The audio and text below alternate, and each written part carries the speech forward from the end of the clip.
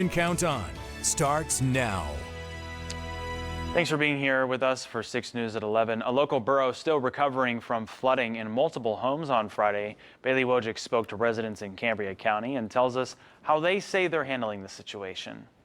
Those affected by Friday's flooding in Northern Cambria say they're still dealing with the aftermath, from removing damaged items to cleaning rooms hit by sewer water. On Friday, officials said that around 30 homes in Northern Cambria Borough had to have their basements pumped by the Hope Fire Company after being flooded. Jennifer Zachesky says her home on Maple Avenue was one of them. Everything was underwater in the basement. There was probably like 3.5, 4 feet down there. Our furnace was completely submerged by water. We were able to salvage like a table and 2 chairs, but the basement here is pretty big. It's a pretty big house, and we lost everything down there. Zachesky says sewer water flooded several homes, including hers. One neighbor told me that the pressure from the sewer line was so strong that it cracked a toilet bowl in the basement of his home. Officials with West Branch Sewer Authority explained on Friday that Northern Cambria has faced issues with the sewer lines backing up for around 15 years. I think one of the worst parts about like all of this is the fact that it's mixed with sewer water.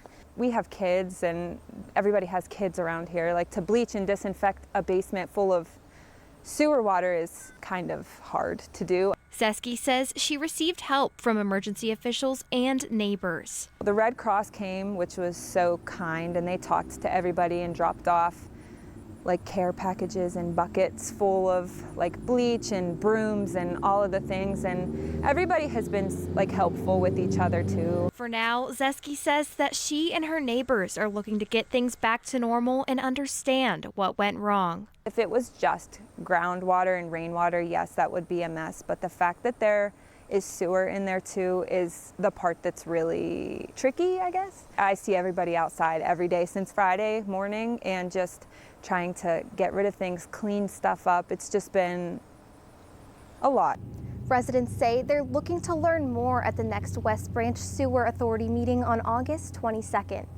Reporting in Cambria County, Bailey Wojcik, 6 News.